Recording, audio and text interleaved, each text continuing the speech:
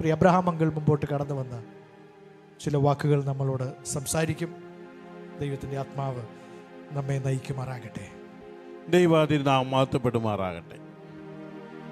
ഇന്നത്തെ main speaker Arun പാസ്റ്ററാണ്.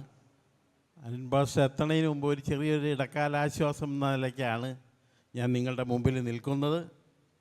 Arun pastor വന്നു കഴിഞ്ഞാൽ ഒരു ചെറിയ സമയം മാത്രമേ ഞാൻ ഉപയോഗിക്കുന്നുള്ളൂ.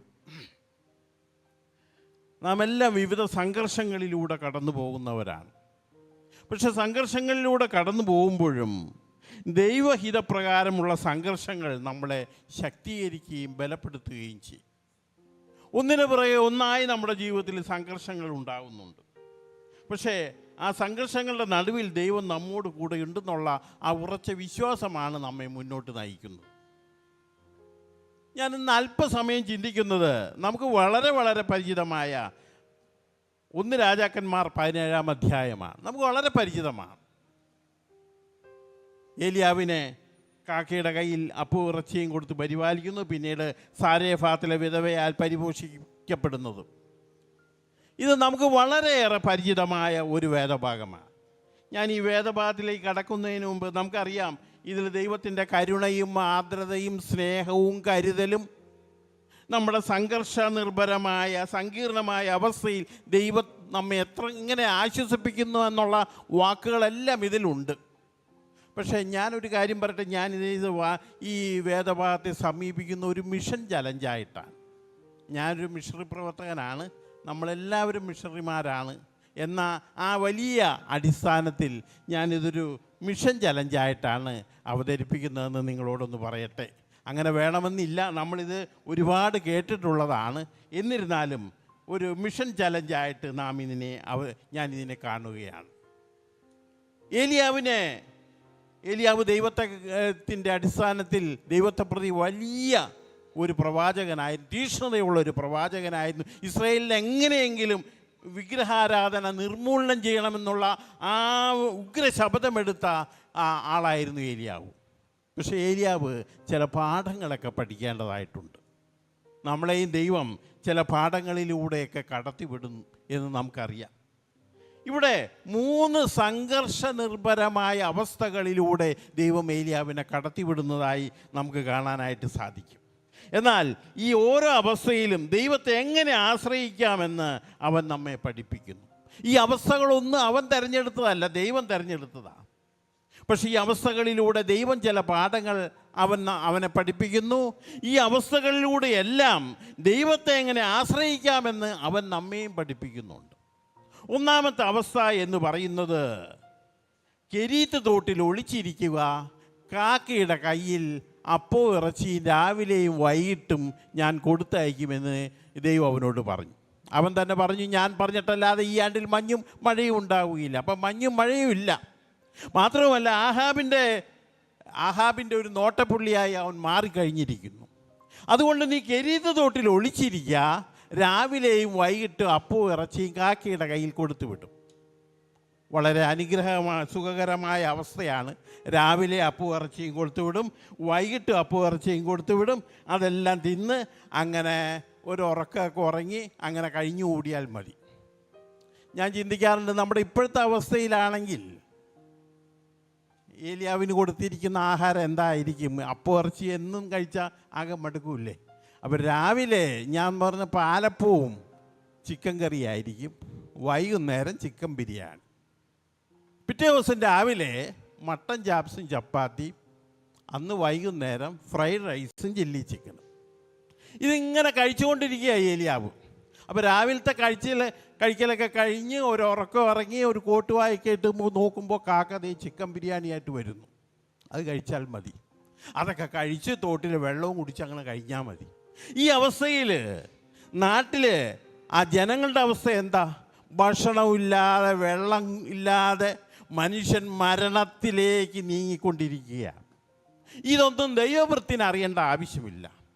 ഇതെല്ലാം ഇങ്ങനെ കഴിച്ച് സ്തോത്രവും ഹല്ലേലൂയ പറഞ്ഞ് അങ്ങനെ കഴിഞ്ഞു കൂടുക.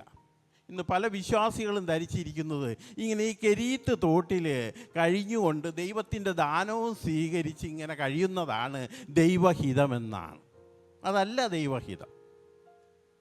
അല്ലെങ്കിൽ നമ്മുടെ കഴിവും നമ്മുടെ ഹല്ലേലൂയ സ്തോത്രവും നമ്മുടെ ആരാധനയ്ക്ക് പകരമായി ദൈവം നമുക്ക് തരുന്നതാണ്, ചുറ്റുപാടുമൊന്നും നമുക്ക് ശ്രദ്ധിക്കേണ്ട ആവശ്യമില്ല എന്നുള്ളൊരവസ്ഥയിൽ പല വിശ്വാസികളും കഴിഞ്ഞുകൂടുന്നുണ്ട്. ഇതല്ല ദൈവഹിതം. ഈ സ്വാഭാവികമായി മഴയില്ലാത്തതുകൊണ്ട് ഈ തോട്ടിലെ വെള്ളം പറ്റി.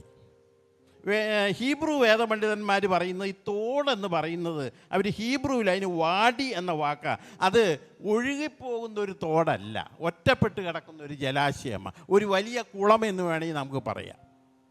സ്വാഭാവികമായി മഴയില്ലാത്തത് കൊണ്ട് വെള്ളവും പറ്റി, കാക്കയുടെ വരവും നിലച്ചു. അപ്പോൾ ദൈവം എന്ത് പറഞ്ഞു ഏലിയാവിനോട്? നീ മറ്റൊരു തോട്ടിലേക്ക് പോവാനല്ല പറഞ്ഞു.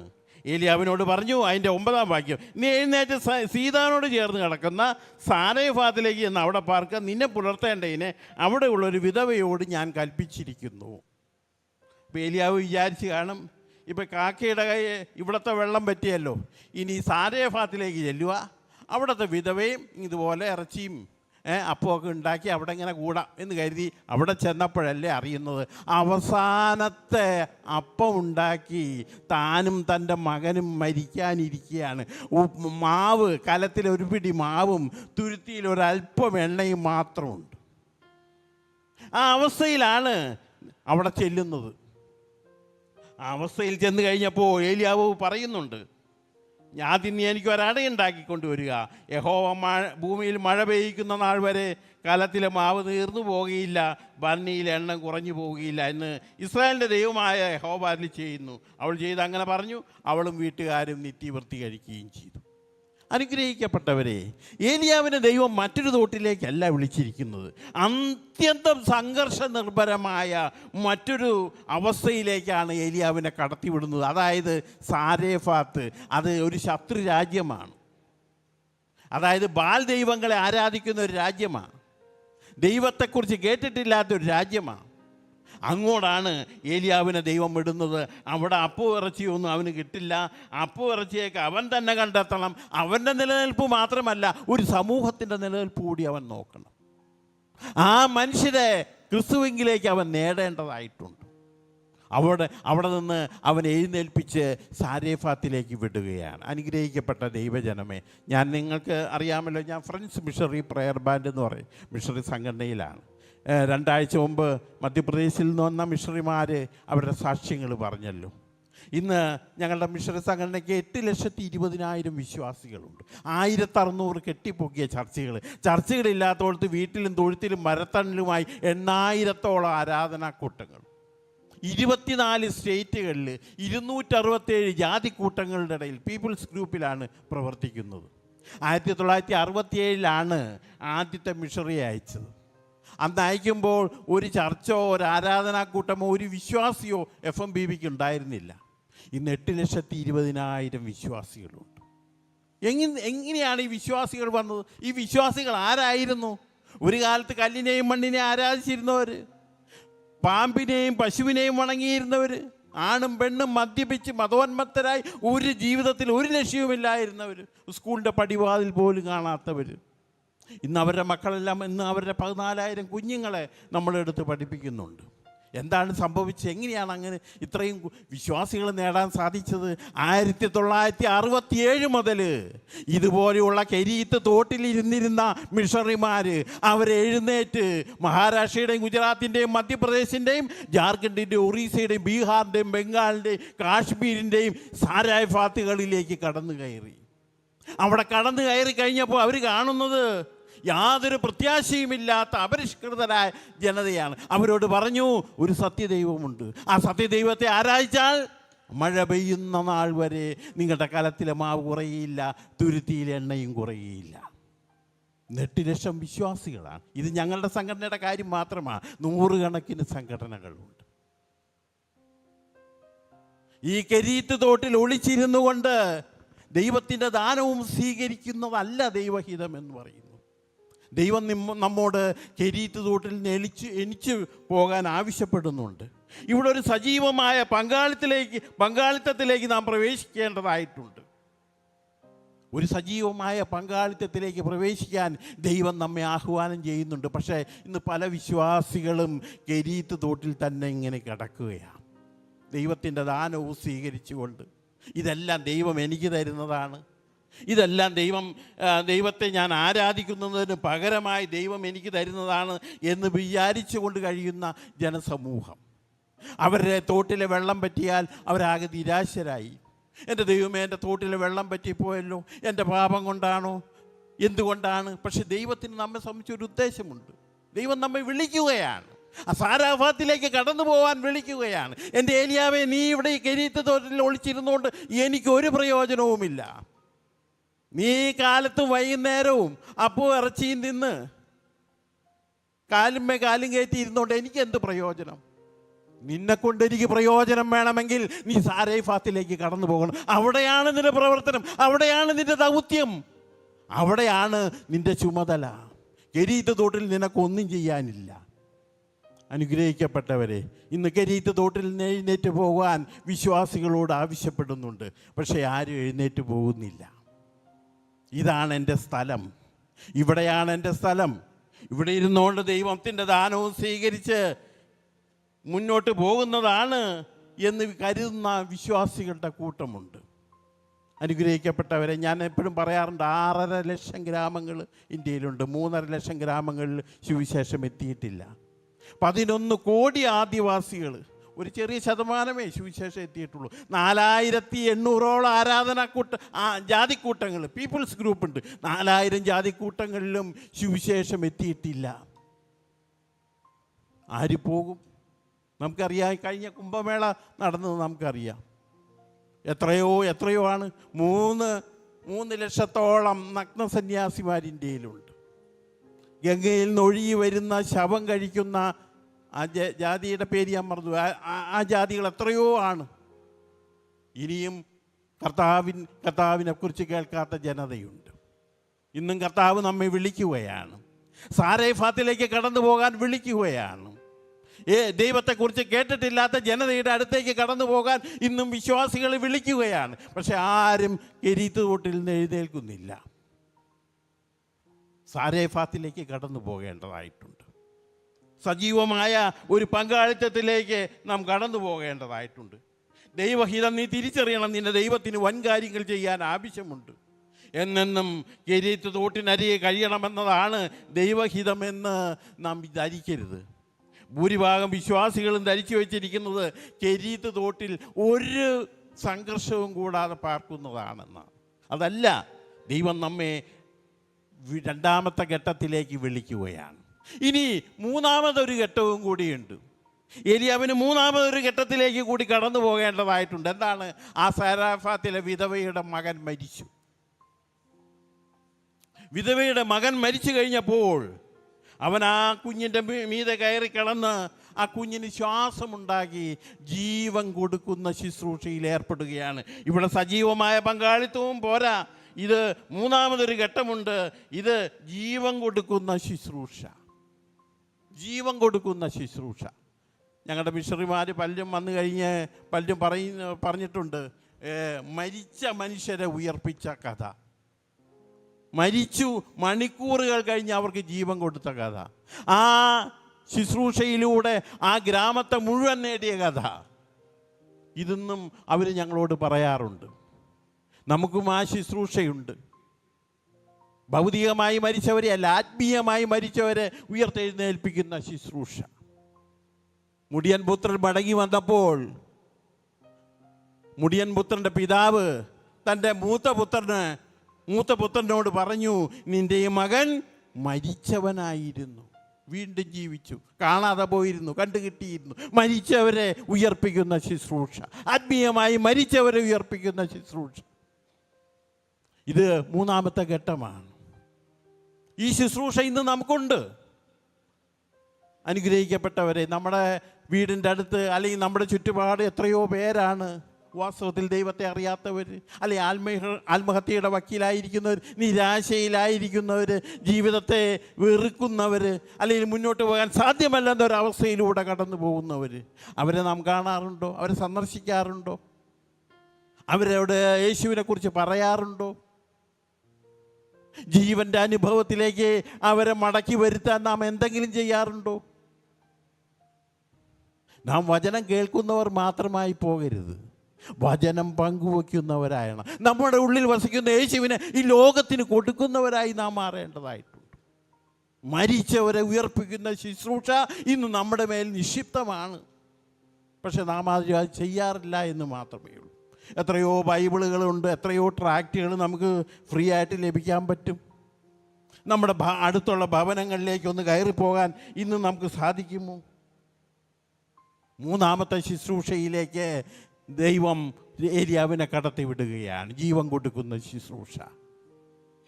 ഈ ശുശ്രൂഷയ്ക്കായി ഇന്ന് ദൈവം നമ്മെ വിളിക്കുകയാണ്. പക്ഷേ നാം ആരും ആ ശുശ്രൂഷയ്ക്കായിട്ട് ചുമൽ കൊടുക്കുന്നില്ലെന്നുള്ളതാണ് ഏറെ ദുഃഖകരമായ അനുഭവം. നാം ആർക്കും മഹാരാഷ്ട്രയിലും ഗുജറാത്തിലും മധ്യപ്രദേശിലും ജാർഖണ്ഡിലും ഒന്നും പോകണ്ട.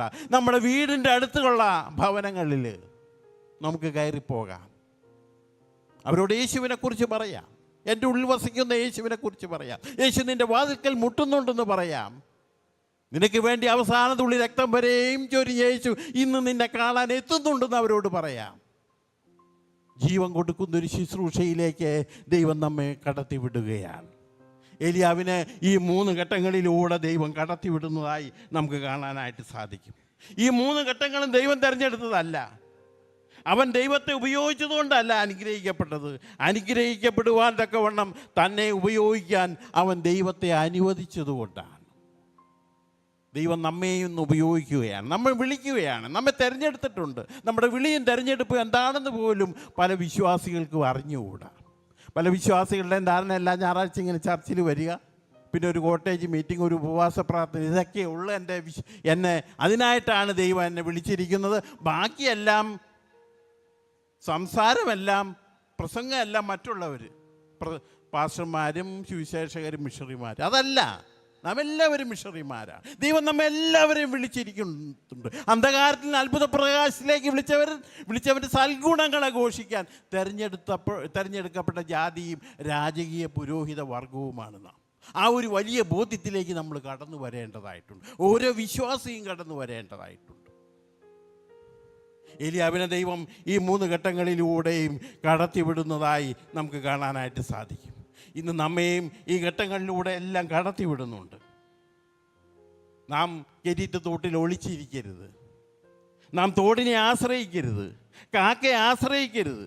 നാം ആശ്രയിക്കേണ്ടത് ദൈവത്തെയാണ് ആശ്രയിക്കേണ്ടത്.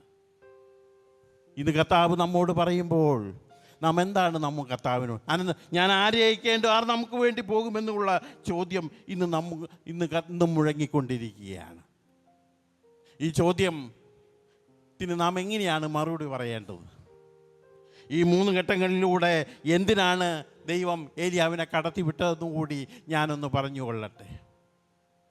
ഏലിയാവേ, നീ വറ്റിയതോടാണ്, നീ വെറും വറ്റിയതോടാണ്. ജീവൻ്റെ ജലം നിന്നിൽ നിറയുന്നത് വരെ. ഏലിയാവേ, നീ ഒഴിഞ്ഞ ഭരണിയും കലവുമാണ്. ജീവൻ്റെ അപ്പവും എണ്ണയും നിന്നിൽ നിറയുന്നത് വരെ. ഏലിയാവേ, നീ മരിച്ച മനുഷ്യനാണ്. ക്രിസ്തുവിൻ്റെ ജീവൻ പകരുന്നത് വരെ. ദൈവം ഏലിയാവിന് ചില പാഠങ്ങൾ പഠിപ്പിക്കുകയായി. നമ്മയും ദൈവം ചില പാഠങ്ങൾ പഠിപ്പിക്കും, നമ്മയും ചില ഘട്ടങ്ങളിലൂടെ കടത്തിവിടും. പക്ഷേ നാം ഒന്നറിയുക, നമ്മുടെ സംഘർഷ നിർഭരമായ അവസ്ഥകളിലെല്ലാം ദൈവം നമ്മോട് കൂടെയുണ്ട്. ദൈവം നമ്മെ വിളിച്ചിരിക്കുകയാണ്, തിരഞ്ഞെടുത്തിരിക്കുക. ദൈവം നമ്മെ വിളിക്കുകയാണ്. എന്തിനാണ് ദൈവം നമ്മെ വിളിക്കുന്നത്? ദൈവത്തെ ആരാധിക്കാൻ വേണ്ടി മാത്രമല്ല, ദൈവത്തെ സ്തുതിക്കാൻ വേണ്ടി മാത്രമല്ല. നമ്മിൽ നിറഞ്ഞു നിൽക്കുന്ന, നാം ഉദ്ഘോഷിക്കുന്ന ദൈവത്തെ, നമ്മുടെ കർത്താവിനെ ഈ ലോകത്തിന് കൊടുക്കാൻ വേണ്ടി ദൈവം നമ്മെ നിരന്തരം വിളിച്ചുകൊണ്ടിരിക്കുകയാണ്. ആ വിളി നാം കേൾക്കുമോ? ആ വിളി നാം ശ്രദ്ധിക്കുന്നുണ്ടോ?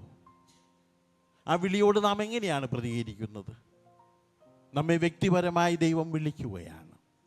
അതിനുവേണ്ടി നമ്മളൊന്നും ചിലവാക്കേണ്ടത് ആവശ്യമില്ല. നമ്മുടെ ജോലി ഉപേക്ഷിക്കണ്ട, നമ്മൾ അതിനുവേണ്ടി പ്രത്യേക സമയം കണ്ടെത്തണ്ട. നമുക്കിന്നും അത് ആ ശുശ്രൂഷ ചെയ്യാം. നാം ഒരു ബസ്സിൽ യാത്ര ചെയ്യുമ്പോൾ, ട്രെയിനിൽ യാത്ര ചെയ്യുമ്പോൾ ആ ശുശ്രൂഷ ചെയ്യാം. നമ്മൾ ഓഫീസിൽ ജോലി ചെയ്യുമ്പോൾ നമുക്ക് ആ ശുശ്രൂഷ ചെയ്യാം. ഈ ശുശ്രൂഷ നാം ചെയ്യുന്നില്ല എങ്കിൽ നമ്മുടെ വിളിയും തെരഞ്ഞെടുപ്പും വെറുതെ ആയിപ്പോയിരിക്കുകയാണ്. ഏലിയാവിനെ വിളിച്ചതുപോലെ നമ്മയും വിളിക്കുകയാണ്. ഈ ശുശ്രൂഷയ്ക്കായി ദൈവം നമ്മെ വിളിക്കുകയാണ്. നാം ഗരീത്ത് തോട്ടിൽ ഒളിച്ചിരുന്നു കൊണ്ട് ഈ അപ്പവും ഇറച്ചിയും കഴിക്കുന്ന ഒരവസ്ഥയിൽ മാത്രമായി പോകരുത്. ഗരീത്ത് തോട്ടിൽ നാം എഴുന്നേൽക്കണം. ദൈവം നമ്മെ എഴുന്നേൽക്കാൻ ആവശ്യപ്പെടുന്നുണ്ട്. അതിനായി ദൈവം നമ്മെ കരുതട്ടെ. നമ്മുടെ വിളിയും തെരഞ്ഞെടുപ്പും നമുക്ക് ഉറപ്പാക്കാം. സമയം അനുഭവിച്ച ദൈവദാസനുള്ള നന്ദി അറിയിക്കുന്നു. ദൈവതിരുനാമം മഹത്വപ്പെടുമാറാകട്ടെ.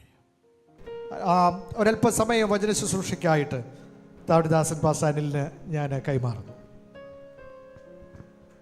Praise the Lord. കർത്താവിൻ്റെ വിലയേറിയ നാമം മഹത്വപ്പെടുമാറാകട്ടെ. പ്രത്യേകിച്ച് ഇന്ന് എനിക്ക് വളരെ സന്തോഷമുണ്ട്.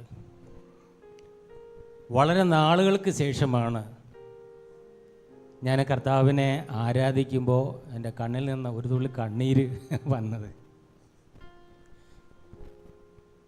ഞാൻ കഴിഞ്ഞ ദിവസം പറഞ്ഞിട്ടുണ്ടെന്ന് എനിക്കറിയില്ല.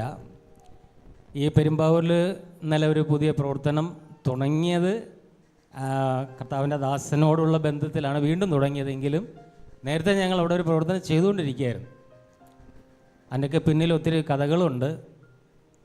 ഒരു നീണ്ട ഇടവേളയ്ക്ക് ശേഷമാണ് വീണ്ടും അങ്ങനെ ഒരു പ്രവർത്തനം തുടങ്ങുവാനായിട്ട് ഇടയായി തീർന്നത്. ഇതിനിടയ്ക്ക് പല സഭകളിലും കടന്നുപോയി. ദൈവം ഞങ്ങൾക്കൊരാലോചന തരുവാൻ വേണ്ടി എവിടെ നിൽക്കണം, ആരുടെ കൂടെ നിൽക്കണം, എവിടെ മുതലാണ് തുടങ്ങേണ്ടത് എന്നുള്ള ഒരു ദൈവത്തിൻ്റെ പക്കൽ നിന്ന് ഒരു ആലോചന, വ്യക്തമായ ഒരു ആലോചന ലഭിക്കുവാൻ വേണ്ടിയിട്ട് പല കൂട്ടായ്മയിലും പോയി. സത്യം പറയട്ടെ, ഞാൻ മുഖസ്തുതി പറയുകയല്ല, ഉള്ള ആത്മീയം കൂടെ ഇല്ലാതായെന്നല്ലാതെ അതിൽ നിന്ന് ഒന്നും ഞങ്ങൾക്ക് പ്രാപിക്കുവാനോ വളരുവാനോ കഴിയാത്തൊരു സാഹചര്യമായിരുന്നു. ഇന്നിവിടെ പാടുമ്പോൾ ആരാധിക്കുമ്പോൾ ഒരു വലിയ കൊള്ള കിട്ടിയ സന്തോഷമാണ് എനിക്കുണ്ടായത്. കർത്താവിൻ്റെ നാമം മഹത്വപ്പെടുമാറാകട്ടെ. കർത്താവിൻ്റെ ദാസൻ വരുമ്പോൾ കൂടുതൽ അവിടുത്തെ പ്രവർത്തനങ്ങളെക്കുറിച്ച് പറയും. എല്ലാവരും അതിനുവേണ്ടി പ്രാർത്ഥിക്കണം പ്രത്യേകമായിട്ട്. അതുകൊണ്ട് ഞാൻ ആ ഒരു വിഷയം പറഞ്ഞ് കൂടുതൽ സമയം ദീർഘിപ്പിക്കുവാനായിട്ട് താല്പര്യപ്പെടുന്നില്ല. നമുക്ക് ലഭിച്ചിരിക്കുന്ന സമയം ദൈവവചനത്തിൽ നിന്ന് നമുക്ക് ചിന്തിക്കാം. കൊലോസ്യ ലേഖനം അതിൻ്റെ 1-ാമത്തെ അധ്യായം, കൊലോസ്യ ലേഖനം 1-ാമത്തെ അധ്യായം അതിൻ്റെ 9 മുതൽ താഴോട്ടുള്ള വാക്യങ്ങളാണ് നമ്മുടെ ചിന്തയ്ക്കായിട്ട് തിരഞ്ഞെടുത്തിരിക്കുന്ന വേദഭാഗം. അവിടെ നമ്മൾ കാണുന്നത് ഒരു പ്രാർത്ഥനയാണ്. അപ്പോസ്തലനായ പൗലോസിൻ്റെ ഒരു പ്രാർത്ഥന. 1-ാം അധ്യായത്തിൻ്റെ 1 മുതൽ 8 വരെയുള്ള വാക്യങ്ങളിൽ ആ സഭയുടെ പ്രത്യേകതകളെക്കുറിച്ചും അവരെ ഓർമ്മിപ്പിക്കുന്നതായിട്ടും ഒക്കെ നമുക്ക് കാണുവാനായിട്ട് കഴിയുന്നുണ്ട്. അതുകൊണ്ടാണ് 9-ാമത്തെ വാക്യം തുടക്കത്തിൽ ഇങ്ങനെ നമ്മൾ വായിക്കുന്ന അതുകൊണ്ട് എന്ന് പറഞ്ഞാൽ അതിൻ്റെ മുമ്പിൽ കുറേ കാര്യങ്ങൾ പറഞ്ഞിട്ടാണ് പിന്നെ തുടങ്ങുന്നത്. അതുകൊണ്ട് ഞങ്ങൾ കേട്ട നാൾ മുതൽ നിങ്ങൾക്ക് വേണ്ടി ഇടവിടാതെ പ്രാർത്ഥിക്കുന്നു. എന്താണ് പൗലോസ് കേട്ടത്? സഭയെക്കുറിച്ച് പൗലോസ്, കൊലോസ്യ സഭയെക്കുറിച്ച് പൗലോസ് കേട്ടത് എന്താണ്? ഇന്ന് നമ്മൾ സഭയെക്കുറിച്ചൊക്കെ പലതും കേൾക്കുന്നുണ്ട്. എന്നാൽ അപ്പോസ്തലനായ പൗലോസ് കേട്ട ആ കാര്യങ്ങളെക്കുറിച്ച് കേട്ടിട്ട്, ആ സഭയെക്കുറിച്ച് കേട്ടിട്ട് ഇടവിടാതെ ദൈവത്തിന് സ്തോത്രം ചെയ്ത് താൻ പ്രാർത്ഥിക്കുകയാണ്. അത്രയും കൊണ്ട് അവിടെ അവസാനിക്കുന്നില്ല. പിന്നെ താഴോട്ട് നമ്മൾ വായിച്ചു വരുമ്പോൾ അവരെക്കുറിച്ചുള്ള ദൈവഗീതം എന്ന് പറഞ്ഞാൽ സഭയെക്കുറിച്ചുള്ള ദൈവഗീതം. പലപ്പോഴും രക്ഷിക്കപ്പെട്ടു, സ്നാനപ്പെട്ടു, നമ്മൾ സഭയിൽ അംഗമായി കഴിഞ്ഞാൽ പിന്നെ നമുക്ക് വലിയ കാഴ്ചപ്പാടുകളൊന്നും ഉണ്ടാകാൻ സാധ്യതയില്ല. എന്നാൽ അവിടെ കൊണ്ട് അങ്ങ് തീരണമെന്നല്ല ദൈവം ആഗ്രഹിക്കുന്നത്. നമ്മൾ പിന്നീട് നിത്യതയെക്കുറിച്ചും ദൈവമായിട്ടുള്ള ആ ബന്ധത്തെക്കുറിച്ചും ഒക്കെ ദൈവം നമ്മളെക്കുറിച്ച് ആഗ്രഹിക്കുന്ന ആ ലെവലിൽ നാം അറിയണം എന്ന് ദൈവം ആഗ്രഹിക്കുന്നുണ്ട്. അതിനുവേണ്ടി നമ്മളെ തന്നെ ദൈവസന്നിധിയിൽ താഴ്ത്തണം. അറിയാനായിട്ടുള്ള താല്പര്യം നമുക്ക് ഉണ്ടാകണം. അങ്ങനെയാണ് ദൈവം നമ്മളെ ഉദ്ദേശിക്കുന്നത്. അവിടെ വായിക്കുമ്പോൾ നിങ്ങൾ പൂർണ്ണ പ്രസാദത്തിനായി കർത്താവിന് യോഗ്യമാവണ്ണം നടന്ന്. ഒരാൾ രക്ഷയുടെ അനുഭവത്തിലേക്ക് വരുമ്പോൾ സ്വർഗം സന്തോഷിക്കുന്നു എന്നാണ് നമ്മൾ വചനത്തിൽ വായിക്കുന്നത്, അല്ലേ? ഒരു പാവി മാനസാന്തരപ്പെടുമ്പോൾ സ്വർഗത്തിൽ വലിയ സന്തോഷമുണ്ടാകും. ഒരു രോഗി സൗഖ്യമാകുമ്പോൾ, അല്ലെങ്കിൽ ഒരു വ്യക്തിയുടെ മേൽ നിന്ന് ഭൂതം മാറുമ്പോൾ സ്വർഗം സന്തോഷിക്കുമെന്നല്ല വചനത്തിൽ വായിക്കുന്നത്. ഒരു പാപി മാനസാന്തരപ്പെടുമ്പോൾ സ്വർഗവും ദൂതന്മാരും സന്തോഷിക്കുന്നു എന്ന് നാം കേൾക്കുന്നുണ്ട്. അങ്ങനെ നാം രക്ഷയുടെ അനുഭവത്തിലേക്ക് വന്നു കഴിയുമ്പോൾ അവിടെ നമ്മൾ വായിക്കുന്നത്, ദൈവത്തിൻ്റെ മുൻപിൽ നമ്മുടെ ആത്മീയ ജീവിതത്തിന് വലിയൊരു പ്രസാദം ഉണ്ടാകണം. ഒരാൾ രക്ഷയുടെ അനുഭവത്തിലേക്ക് വന്നിട്ട് പിന്നെ ദൈവം അവരെക്കുറിച്ച് ദുഃഖിക്കുന്ന ഒരു അനുഭവമല്ല ഉണ്ടാകേണ്ടത്. നമ്മിൽ ദൈവത്തിന് പൂർണ്ണ പ്രസാദം ഉണ്ടാകണം. അങ്ങനെ ഉണ്ടായ ഒരു വ്യക്തി നമ്മുടെ കർത്താവായ യേശു ക്രിസ്തുവാണ്, അല്ലേ? കർത്താവ് സ്നാനപ്പെട്ട ഉടനെ സ്വർഗം തുറന്ന്, ഇവൻ എൻ്റെ പ്രിയ പുത്രൻ, ഇവനിൽ ഞാൻ പ്രസാദിച്ചിരിക്കുന്നു എന്ന് നാം വേദപുസ്തകത്തിൽ വായിക്കുന്നു. ആ കർത്താവിൽ കൂടെയാണ് നമ്മളെ ഓരോരുത്തരെയും ദൈവം രക്ഷയുടെ അനുഭവത്തിലേക്ക് കൊണ്ടുവന്നത്. അപ്പം തൻ്റെ പുത്രനായ യേശുവിൽ പിതാവായ ദൈവം പ്രസാദിച്ചു, പൂർണ്ണ പ്രസാദം. ഇവനിൽ ഞാൻ പ്രസാദിച്ചിരിക്കുന്നു. നമുക്കറിയാം, ഞാനൊക്കെ പണ്ട് ഹൈന്ദവ വിശ്വാസത്തിൽ ജീവിച്ചപ്പോൾ അമ്പലങ്ങളിലൊക്കെ പോകുന്ന പതിവായിരുന്നു. അപ്പോൾ അവിടെ ഈ പ്രസാദം എന്ന് പറയുന്ന ഒരു സാധനം കൊടുക്കും. പ്രസാദം എന്ന് പറഞ്ഞാൽ ദൈവം എന്താണ് വാഴ്ത്തി അനുഗ്രഹിച്ച ഒരു സാധനമാണ് പ്രസാദം. അത് നമ്മൾ കഴിക്കുമ്പോൾ, നമ്മുടെ നെറ്റിയിൽ പുരട്ടുമ്പോൾ ആ ദൈവത്തിൻ്റെ സകലവിധ പ്രസാദം എന്ന് പറഞ്ഞാൽ അനുഗ്രഹം നമുക്ക് ലഭിക്കും എന്നുള്ളതാണ് വിശ്വാസം. എന്നാൽ ഇവിടെ നമ്മൾ വായിക്കുമ്പോൾ നമ്മുടെ ക്രിസ്തീയ ജീവിതത്തിൽ ദൈവത്തിന് പൂർണ്ണ പ്രസാദമുണ്ടായിരിക്കണം. ദൈവം നമ്മളെ കാണുമ്പോൾ ദൈവം നമ്മുടെ മേൽ നൃത്തം ചെയ്ത് ആനന്ദിക്കുന്ന ഒരു അവസ്ഥയായിരിക്കണം നമ്മുടെ ക്രിസ്തീയ ജീവിതം എന്ന് പറയുന്നത്. താഴോട്ട് നമ്മൾ വായിക്കുമ്പോൾ, നിങ്ങൾ പൂർണ്ണ പ്രസാദത്തിനായി കർത്താവിന് യോഗ്യമാവണ്ണം നടന്ന് ആത്മീയമായ സകല ജ്ഞാനത്തിലും വിവേകത്തിലും അവൻ്റെ ഇഷ്ടത്തിൻ്റെ പരിജ്ഞാനം കൊണ്ട് നിറഞ്ഞു വരണമെന്നും. ഇവിടെ പറയുന്നത് അടുത്ത ഒരു സ്റ്റെപ്പാണ്, ആത്മീയമായ സകല ജ്ഞാനത്തിലും വിവേകത്തിലും ദൈവത്തിൻ്റെ ഇഷ്ടപ്രകാരം. സാധാരണ നമ്മൾ പറയാറുണ്ട്, ജോലി തിരക്കാണ്, അല്ലെങ്കിൽ മറ്റ് പല തിരക്കുകളിലൂടെയാണ് നമ്മൾ കടന്നു പോകുന്നത്, അതുകൊണ്ട് പ്രാർത്ഥിക്കുവാൻ കഴിയുന്നില്ല, വചനം വായിക്കുവാനായിട്ട് കഴിയുന്നില്ല, കൂട്ടായ്മയ്ക്ക് കടന്നു വരുവാനായിട്ട് കഴിയുന്നില്ല. നമുക്ക് ഇനി അങ്ങോട്ടൊന്നും കടന്നു വരുവാൻ കഴിയുന്ന ഒരു അന്തരീക്ഷമല്ല ലോകം നമുക്ക് തരാനായിട്ട് പോകുന്നത്. അതുകൊണ്ട് നമുക്ക് ലഭിച്ചിരിക്കുന്ന സമയം നാം അതിനു വേണ്ടി ഉപയോഗിക്കണം. അപ്പം ഇവിടെ വായിക്കുന്നത്, സകല ജ്ഞാനത്തിലും വിവേകത്തിലും അവൻ്റെ ഇഷ്ടത്തിൻ്റെ പരിജ്ഞാനം കൊണ്ട് നിറഞ്ഞു വരണം. അപ്പോൾ ദൈവം നമ്മളെക്കുറിച്ച് ആഗ്രഹിക്കുന്ന, ദൈവത്തിന് നമ്മുടെ മേലൊരു ഇഷ്ടമുണ്ട്. നമ്മൾ വചനത്തിൽ വായിക്കുന്ന അങ്ങനെയാണല്ലോ, അവൻ്റെ വിളിയാലുള്ള ആശ. നമ്മൾ നേരത്തെ ഇവിടെ കേട്ടു, അവൻ്റെ വിളിയാലുള്ള ആശ. ദൈവം നമ്മളെ ഓരോരുത്തരെയും വിളിച്ചപ്പോൾ ദൈവത്തിന് വലിയ ആശ വെച്ചാണ് നമ്മളെ വിളിച്ചത്. എന്ന് പറഞ്ഞു കഴിഞ്ഞാൽ, നമ്മൾ പാപികളായിരുന്നു, ദോഷികളായിരുന്നു. നമുക്കറിയാം, ഒരു മനുഷ്യൻ എന്തെങ്കിലും തെറ്റ് ചെയ്താൽ, കുറ്റം ചെയ്താൽ, നമ്മൾ പിന്നെ അവനെ കാണുന്നത് എങ്ങനെയാണ്? അയോഗ്യനായിട്ടല്ലേ? യാതൊരു കാര്യത്തിനും കൊള്ളുന്നവനായിട്ടല്ല. പലപ്പോഴും മനുഷ്യൻ അവനെ മാറ്റിവെക്കും.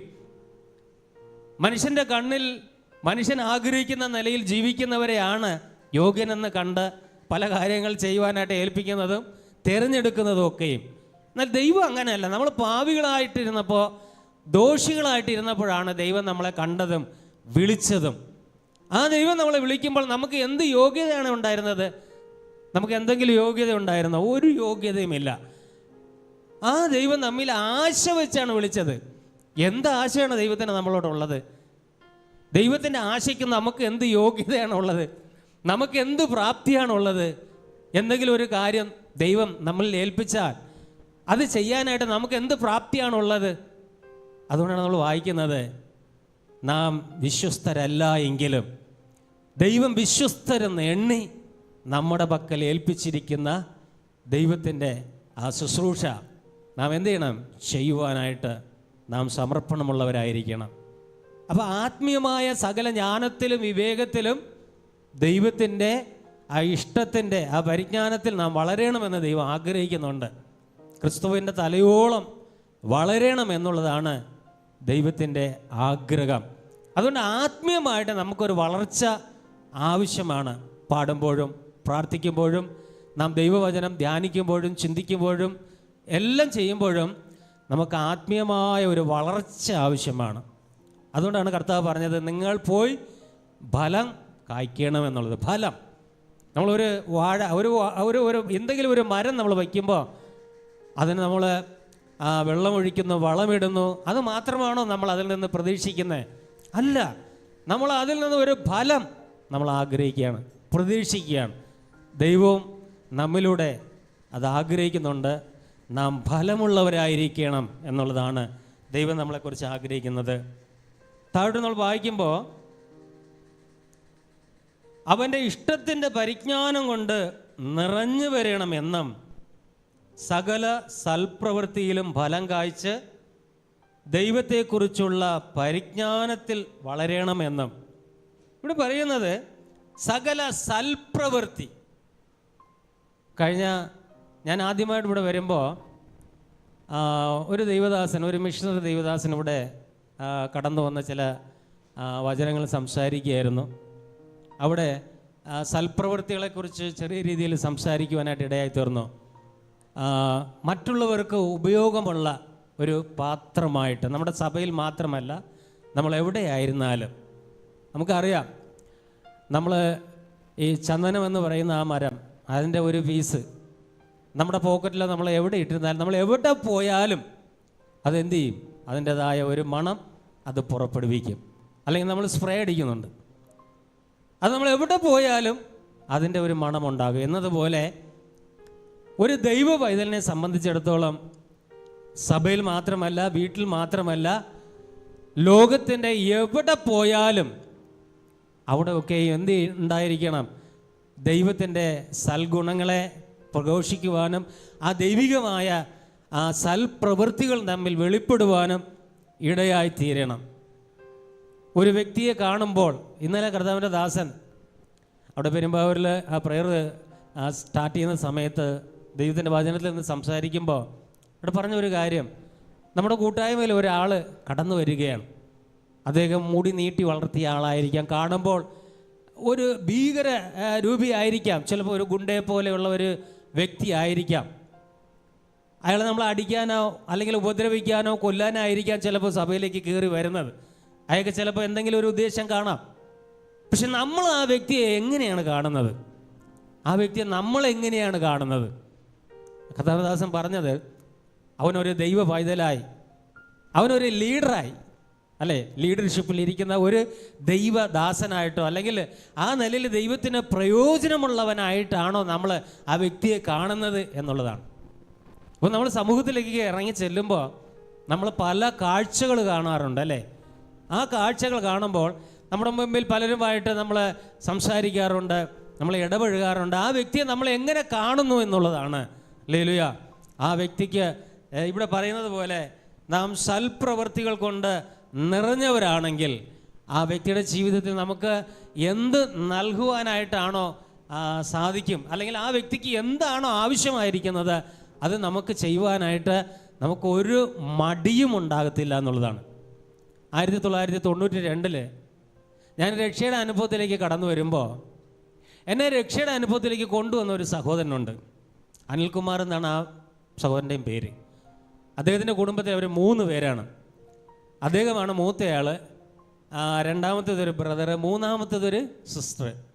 ആ സഹോദരിയുടെ കല്യാണം തിരുവനന്തപുരത്ത് നെയ്യാറ്റിൻകര എന്ന് പറയുന്ന സ്ഥലത്ത് നടക്കുമ്പോൾ അവർ പലരെയും കല്യാണത്തിന് വിളിച്ചിട്ടുണ്ടായിരുന്നു. പലരും നമുക്കറിയാലോ, ഒരു കല്യാണത്തിന് പലരും വരും. സദ്യ കഴിക്കാനായിട്ടുള്ള ആ സമയമായപ്പോൾ എന്നെ രക്ഷയുടെ അനുഭവത്തിലേക്ക് കൊണ്ടുവന്ന ഈ സഹോദരൻ നെയ്യാറ്റിൻകര എന്ന് പറയുന്ന സ്ഥലത്ത് അവിടെ ഒരു ഗവൺമെൻറ് ഹോസ്പിറ്റലുണ്ട്. ആ ഹോസ്പിറ്റലിൻ്റെ പരിസരങ്ങളിലെല്ലാം ഈ ഭിക്ഷ യാചിക്കാൻ വേണ്ടിയിട്ട് കുറേ ആൾക്കാരിങ്ങനെ ഇരിപ്പുണ്ട്. അതിനകത്ത് കുഷ്ഠരോഗികളുണ്ട്, അതല്ലാതെ മറ്റ് അംഗവൈകല്യങ്ങളൊന്നും ഇല്ലാതെ ഭിക്ഷ യാചിക്കുന്ന ആൾക്കാരുണ്ട്. അവിടെ ഒരാളുണ്ട്, തമിഴ്നാട്ടിലുള്ള ഒരാളാണ്. അദ്ദേഹം കുഷ്ഠരോഗിയാണ്. അദ്ദേഹം എന്നെ ഞാൻ 92 വിശ്വാസത്തിലേക്കൊക്കെ കടന്നു വരുമ്പോൾ എൻ്റെ ചിന്തയിൽ അന്നൊക്കെ കാണുവാൻ കഴിയുന്ന ഒരു കാഴ്ചകളായിരുന്നു. അപ്പോൾ ഈ നെയ്യാറ്റിൻകര ബസ് സ്റ്റാൻഡിൽ ഇദ്ദേഹം ഭിക്ഷ യാചിക്കാനായിട്ട് ഇരിക്കുകയാണ്. അദ്ദേഹത്തിന് നടക്കാൻ കഴിയത്തില്ല.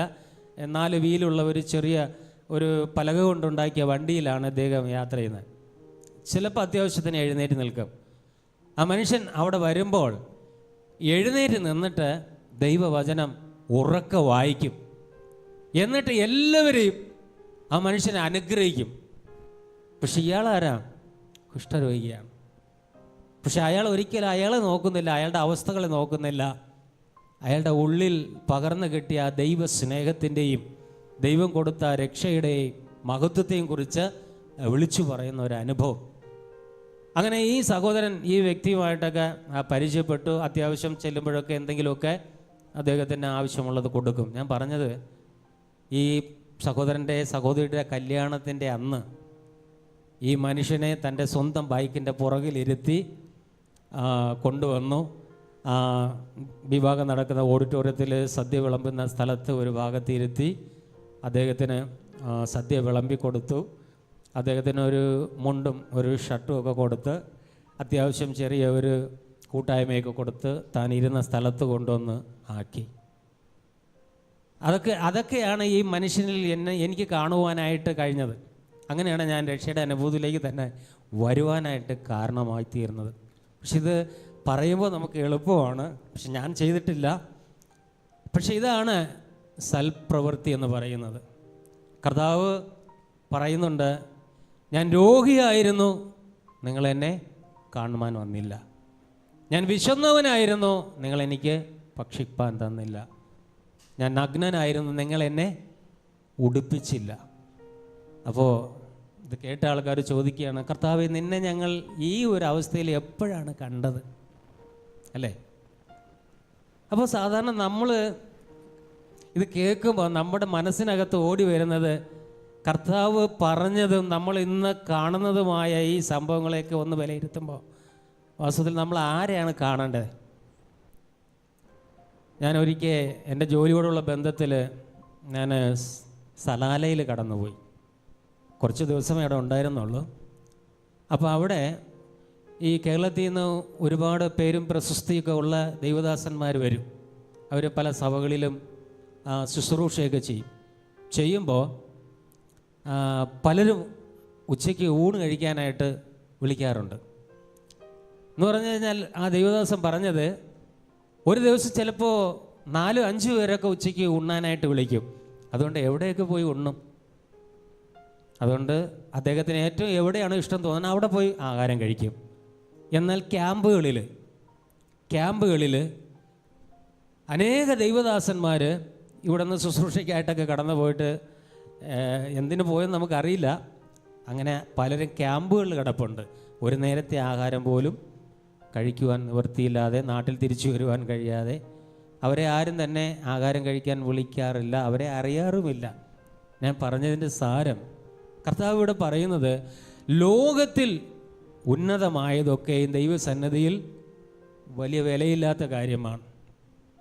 നമുക്കറിയാമല്ലോ, മദർ തെരേസ എന്ന് പറയുന്ന വ്യക്തി, ആ വ്യക്തിക്ക് ദൈവം കൊടുത്ത ദർശനം ചിലപ്പോൾ ഇതൊക്കെ ആയിരിക്കാം. അവർ കൽക്കട്ട എന്ന് പറയുന്ന സ്ഥലത്ത് തെരുവോരങ്ങളിൽ കിടക്കുന്ന അനേകരെ എടുത്ത് ശുശ്രൂഷിക്കുവാനായിട്ടുണ്ടായ ഒരു മനസ്സ് ചിലപ്പോൾ ഈ വചനത്തിൻ്റെ അടിസ്ഥാനത്തിലായിരിക്കാം. ഞാൻ ചുരുക്കമായിട്ട് പറയട്ടെ, ദൈവം ആഗ്രഹിക്കുന്ന സൽപ്രവൃത്തികൾ ഇതാണ്.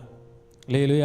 സമൂഹത്തിൽ വെറുക്കപ്പെട്ടവർ, ആർക്കും വേണ്ടാത്തവർ, അല്ലെങ്കിൽ പുച്ഛമായിട്ട് തള്ളിക്കളയുന്നവർ, ഒരു വിലയും കൽപ്പിക്കാത്തവർ, ഇങ്ങനെയുള്ളവരെ ചെന്ന് കാണുവാനും. കാരണം നമ്മൾ പുറമേ നോക്കുമ്പോൾ അവർക്ക് വലിയ ക്വാളിറ്റിയൊന്നുമില്ല, പക്ഷെ അവൻ്റെ ഉള്ളിൽ ഒരു ആത്മാവുണ്ട്. ആ ആത്മാവിൻ്റെ വില എന്ന് പറയുന്നത് സർവ്വഭൂമിയേക്കാളും വിലയുള്ളതാണെന്ന് നമ്മൾ ദൈവത്തിൻ്റെ വചനത്തിൽ വായിക്കുന്ന. ഒരു മനുഷ്യൻ്റെ ആത്മാവിൻ്റെ വില സർവ്വഭൂമിയേക്കാളും വിലയുള്ളതാണ്. അതുകൊണ്ടാണ് ഒരു പാവി മാനസാന്തരപ്പെടുമ്പോൾ സ്വർഗം സന്തോഷിക്കുന്നത്. ഇവിടെ നമ്മൾ വായിച്ചത്, അവൻ്റെ ഇഷ്ടത്തിൻ്റെ പരിജ്ഞാനം കൊണ്ട് നിറഞ്ഞു വരണമെന്നും സകല സൽപ്രവൃത്തിയിലും ഫലം കായ്ച്ച് ദൈവത്തെക്കുറിച്ചുള്ള പരിജ്ഞാനം. ആരാണ് ദൈവം? ഞാനൊക്കെ വിശ്വാസത്തിലേക്ക് കടന്നു വരുന്നതിന് മുമ്പ് എല്ലാ ഓണത്തിനും ടൂർ പോകുമായിരുന്നു. കേരളത്തിൽ പ്രശസ്തമായിരിക്കുന്ന പല ക്ഷേത്രങ്ങളിലും അവിടെയൊക്കെ ടൂറിന് പോകുമ്പോൾ ഈ ക്ഷേത്രങ്ങളിലെല്ലാം പോകുമായിരുന്നു. എൻ്റെ സ്വന്തം സ്ഥലം തിരുവനന്തപുരമാണ്. അവിടെ ഒരു വലിയ പേരും പ്രശസ്തിയൊക്കെ ഉള്ളൊരു ക്ഷേത്രമുണ്ട്, ആറ്റുകോവിൽ എന്ന് പറയുന്നത്. കഴിഞ്ഞ ദിവസം അവിടെ ഭയങ്കര പൊങ്കാലയൊക്കെ ആയിരുന്നു. ഈ പൊങ്കാലയുടെ അന്ന് നമുക്ക് KSRTC ബസ്സിലൊന്നും കയറാൻ പറ്റത്തില്ല, അത്ര തിരക്കായിരിക്കും. പക്ഷെ ദൈവം ആരാണെന്ന് എനിക്ക് അറിയത്തില്ലായിരുന്നു. എന്നോട് ആരെങ്കിലും ദൈവത്തെക്കുറിച്ച് ചോദിച്ചാൽ എനിക്കൊന്നും ദൈവത്തെക്കുറിച്ച് കാര്യമായിട്ട് പറയാനായിട്ട് അറിയത്തില്ലായിരുന്നു. എങ്കിലും ഞാനൊരു ഹിന്ദു എന്നുള്ള രീതിയിൽ ജീവിച്ച ഒരു വ്യക്തിയായിരുന്നു, അമ്പലങ്ങളിൽ പോകുന്ന ഒരാളായിരുന്നു. അതിനുശേഷം രക്ഷയുടെ അനുഭവത്തിലേക്ക് വന്നതിന് ശേഷം എന്നും ദൈവത്തെക്കുറിച്ച് പൂർണ്ണ രീതിയിൽ അറിഞ്ഞിട്ടില്ല, ശ്രമിക്കുന്നുണ്ട്, ആഗ്രഹിക്കുന്നുണ്ട്. പക്ഷെ ഇവിടെ നമ്മൾ വായിച്ചത് ദൈവത്തെക്കുറിച്ചുള്ള പരിജ്ഞാനം. ആരാണ് ദൈവം, എന്താണ് ദൈവം എന്ന് നാം അറിയണമെന്ന് ദൈവം ആഗ്രഹിക്കുന്നുണ്ട്. സാധാരണ നമ്മൾ പറയാറുണ്ട്, ചില ആൾക്കാരോടൊക്കെ സംസാരിക്കും, ചിലർ പറയാറുണ്ട് അധികം പ്രാർത്ഥിച്ചിട്ടൊന്നും വലിയ കാര്യമില്ല, ഇവർ പറയുന്നതിലൊന്നും അന്ധമായിട്ട് വിശ്വസിക്കേണ്ട കാര്യമൊന്നുമില്ല, ദൈവമെന്ന് പറയുന്ന ഒരാളുണ്ട്, അത് ഉള്ളതാണ്, അത് നമ്മുടെ മനസ്സിലിരുന്നാൽ മതി, അല്ലേ? സാധാരണ ആൾക്കാരൊക്കെ ഇങ്ങനെ നിങ്ങളോട് അങ്ങനെ പറഞ്ഞു കേട്ടിട്ടുണ്ട്, എന്നോട് പലരും പറഞ്ഞു കേട്ടിട്ടുണ്ട്. നമ്മളിവിടെ പാടുമ്പോൾ കൈയടിക്കുമ്പോൾ ചിലരൊക്കെ എന്നോട് ചോദിച്ചിട്ടുണ്ട്, നിങ്ങൾ എന്തിനാണ് ഇങ്ങനെ കിടന്ന് ഈ ഒച്ചപ്പാടുണ്ടാക്കുന്നത്, നിങ്ങൾ എന്തിനാണ് ഇങ്ങനെ കിടന്ന് കൈയടിക്കുന്നത്, നിങ്ങളുടെ ദൈവത്തിന് എന്താ ചെവി കേൾക്കത്തില്ലേ, അതുകൊണ്ടാണ് നിങ്ങൾ ഇത്ര ഒച്ചപ്പാടുണ്ടാക്കുന്നത്. ഞാൻ അവരോടൊക്കെ പറയാറുണ്ട്, സഹോദര, നിനക്ക് ദൈവം ആരെന്ന് അറിയില്ല. ദാവീദ് ഒരിക്കൽ ഈ ദൈവത്തിൻ്റെ പെട്ടകം വരുന്നു എന്ന് കണ്ടപ്പോൾ തൻ്റെ രാജകീയ വസ്ത്രമെല്ലാം മാറ്റി വെച്ചിട്ട് പുരോഹിതന്മാർ മാത്രം ധരിക്കുന്ന ആ പഞ്ഞി നൂല് കൊണ്ടുണ്ടാക്കിയ അങ്കി ധരിച്ചും കൊണ്ട് ആ പെട്ടകത്തിൻ്റെ മുമ്പിൽ നൃത്തം ചെയ്ത് ദൈവത്തെ ആരാധിച്ചു എന്ന് നാം ദൈവത്തിൻ്റെ വചനത്തിൽ വായിക്കുന്നു, അല്ലേ? നൃത്തം ചെയ്ത് ദൈവത്തെ ആരാധിച്ചു. അപ്പോൾ ഇത് കണ്ട് കിളിവാതിലിലൂടെ തൻ്റെ ഭാര്യയായ മീകാളിത് കണ്ടപ്പോൾ അത്രയ്ക്കും അങ്ങോട്ട് ആരാധിക്കേണ്ട കാര്യമൊന്നും ഇല്ല, അതൊന്നും ശരിയുള്ളൊരു കാര്യമല്ല എന്ന് പറഞ്ഞ് അദ്ദേഹത്തെ എന്ത് ചെയ്തു, ശാസിച്ചു, അല്ലേ? വാണിംഗ് കൊടുത്തതായിട്ട് നമ്മളവിടെ വായിക്കുന്നുണ്ട്. അപ്പോൾ ദാവീദ് ആ മീകാളിനോട് പറയുന്ന ഒരു മറുപടി എന്താണ്? നിൻ്റെ അപ്പൻ്റെ കുലത്തിൽ നിൻ്റെ അപ്പൻ്റെ കാലശേഷം എന്നെക്കാളും യോഗ്യനും എല്ലാം കൊണ്ടും തികവുള്ള പലരും ഉണ്ടായിരുന്നിട്ടും ഇസ്രായേലിൻ്റെ രാജാവെന്നുള്ള ആ പദവിയിലേക്ക് എന്നെ ദൈവം തിരഞ്ഞെടുത്തു എങ്കിൽ ആ ദൈവത്തെ ഇനിയും ഞാൻ നൃത്തം ചെയ്ത് സ്തുതിക്കും, സ്തോത്രം ചെയ്യും. അപ്പോൾ ദൈവത്തെ വാസ്തവമായിട്ട് നമ്മൾ മനസ്സിലാക്കി കഴിഞ്ഞാൽ, ഞാൻ പറഞ്ഞല്ലോ, ഞാൻ ഇവിടെ ഇരുന്ന് ശരിക്കും പറഞ്ഞാൽ കരയുകയായിരുന്നു ആരാധിക്കുമ്പോൾ. കാരണം ആ ദൈവത്തിൻ്റെ സ്നേഹം, ആ കാൽവരി ക്രൂശിൽ കർത്താവ് നമുക്ക് വേണ്ടി ചെയ്ത ആ രക്ഷണ്യ പ്രവൃത്തിയുടെ മഹത്വം, നമ്മൾ പാപികളായിരുന്നു, ദോഷികളായിരുന്നു ഒക്കെ നമ്മൾ പറയാറുണ്ട്. പക്ഷേ ആ പാപത്തിൻ്റെ പരിണിത ഫലമായിരിക്കുന്ന ആ ശിക്ഷ എത്ര ഭയങ്കരമാണ് നമ്മൾ ചിന്തിച്ചിട്ടുണ്ടോ? എത്ര ഭയങ്കരമായിരുന്നു. പാപത്തിൻ്റെ അടിമ ചങ്ങലകളാൽ ബന്ധിക്കപ്പെട്ട് നരകത്തിൻ്റെ അഗാധ കൂപത്തിങ്കൽ ശത്രു നമ്മളെ സൂക്ഷിച്ചിരുന്നു. ഇവൻ ഒരിക്കലും ഇവിടെ നിന്ന് രക്ഷ പ്രാപിക്കരുത് എന്നുള്ള അവസ്ഥയിൽ. അവിടെ നിന്നാണ് കർത്താവ് നമ്മളെ പുറത്ത് കൊണ്ടുവന്നത്. ആ നരകത്തിൻ്റെ ഭയാനകത എത്ര ഭയങ്കരമാണ്, നമ്മളൊന്ന് ചിന്തിച്ചിട്ടുണ്ടോ? നമ്മളെ രക്ഷിക്കുവാൻ വേണ്ടി കർത്താവ് കൊടുത്ത വില, അവൻ ദൈവത്തോട് സമനായിരുന്നിട്ടും ആ ദൈവത്തോടുള്ള സമത്വം മുറുകെ പിടിച്ചില്ല എന്ന് പറയുമ്പോൾ അതെത്ര ഭയങ്കരമാണ്. നമുക്കത് പറഞ്ഞ് കളയാൻ പറ്റുന്ന ഒരു വാക്കല്ല പ്രിയമുള്ളവരെ. ദൈവം ആരാണ്? ദൈവം സൃഷ്ടി, സ്ഥിതി, സംഹാരം, കർത്തൃത്വം സകലത്തെയും തൻ്റെ വായിലെ വാക്കുകൊണ്ട് ഉളവാക്കിയവൻ, നാം ഇന്ന് കാണുന്നതും നമുക്ക് കാണുവാൻ കഴിയാത്തതുമായ അത്ഭുതവും ഭയങ്കരവുമായ പ്രവൃത്തികളെ സൃഷ്ടിച്ച ആ ദൈവം, ആ ദൈവത്തിൻ്റെ മഹത്വം എത്ര ഭയങ്കരമാണ്. ദൈവത്തിൻ്റെ മഹത്വത്തെക്കുറിച്ച് സകല സൃഷ്ടികളും വാഴ്ത്തുന്നു, മഹത്വപ്പെടുത്തുന്നു. ഈ പ്രപഞ്ചത്തിലുള്ള സകലതും ദൈവത്തെ ആരാധിക്കുന്നു എന്നാണ് നാം വചനത്തിൽ വായിക്കുന്നത്. ആ ദൈവം നമ്മളെ രക്ഷിക്കുവാൻ വേണ്ടി, നമ്മളെ വിടുവിക്കുവാൻ വേണ്ടി ദൈവത്തോടുള്ള ആ സമത്വ മഹത്വം മുറുകെ പിടിക്കാതെ ഈ താണ ഭൂമിയിലേക്ക് വേഷത്തിൽ മനുഷ്യനായി ഒരു ദരിദ്ര കുടുംബത്തിൽ ഒരു തച്ചൻ്റെ മകനായിട്ട് ജനിച്ചു എന്ന് പറഞ്ഞു കഴിഞ്ഞാൽ എത്ര ഭയങ്കരമാണ്. അതാണ് നമ്മുടെ ദൈവം. ഇത്രയും അല്ല, ആ ദൈവത്തെക്കുറിച്ചുള്ള ആ മഹത്വം, പരിജ്ഞാനം നമ്മുടെ ജീവിതത്തിൽ വേണം. അത് നമ്മൾ മനസ്സിലാക്കി കഴിയുമ്പോൾ ഈ ലോകത്തിലുള്ള ഒന്നും വിലയുള്ളതായിട്ട് തോന്നത്തില്ല. നമ്മൾ ഈ ഫ്ലൈറ്റിലൊക്കെ യാത്ര ചെയ്യുമ്പോൾ നമ്മൾ താഴെ കാണുമ്പോൾ ഭയങ്കരമായ കെട്ടിടങ്ങൾ, ഫ്ലാറ്റുകൾ അല്ലേ, എത്രയോ നമുക്കിങ്ങനെ നോക്കാൻ തന്നെ പ്രയാസമുള്ള കെട്ടിടങ്ങളാണ് ഭൂമിയിൽ സ്ഥിതി ചെയ്യുന്നത്. മനോഹരമായ, ആരെയും മോഹിപ്പിക്കുന്ന, ആരെയും മനം മയക്കുന്ന എന്തെല്ലാം കാര്യങ്ങളാണ് ഈ ഭൂമിയിൽ നമ്മൾ കാണുന്നത്. എന്നാൽ ഈ പ്ലെയിനിൽ യാത്ര ചെയ്യുമ്പോൾ നമുക്ക് ഒരു കാര്യം മനസ്സിലാക്കുവാനായിട്ട് സാധിക്കുന്നത്, ഈ പ്ലെയിൻ അങ്ങ് പൊങ്ങിക്കഴിഞ്ഞാൽ നാം ഭൂമിയിൽ നിന്ന് കണ്ട പല കെട്ടിടങ്ങളും ചെറിയതായിട്ട് തോന്നും അല്ലേ. പ്ലെയിന് കുറേയൊക്കെ അങ്ങ് പൊങ്ങി ഏതാണ്ട് മേഘത്തിൻ്റെ ഒക്കെ മുകളിലാകുമ്പോൾ ഈ ഭൂമിയിലുള്ള ഒന്നും തന്നെ നമുക്ക് കാണുവാനായിട്ട് സാധിക്കത്തില്ല. നാം ദൈവത്തോട് അടുക്കും തോറും, ആ ദൈവത്തിൻ്റെ മഹത്വത്തെ നാം തിരിച്ചറിയും തോറും നമ്മൾ മറ്റൊരു ലെവലിലാകും. എന്ന് പറഞ്ഞാൽ നമ്മുടെ ആത്മജീവിതം വേറൊരു നിലയിലാകും. അങ്ങനെ ആയവരെയാണ് നാം വേദപുസ്തകത്തിൽ ആ 1-ാം നൂറ്റാണ്ടിൻ്റെ തുടക്കത്തിൽ അപ്പോസ്തല പ്രവൃത്തികളിലൊക്കെ നമ്മൾ വായിക്കുന്നതും കാണുന്നതുമായ വ്യക്തികൾ. അങ്ങനെ ആയവരാണ്. അത് ഈ കാലഘട്ടത്തിലും സംഭവിക്കും.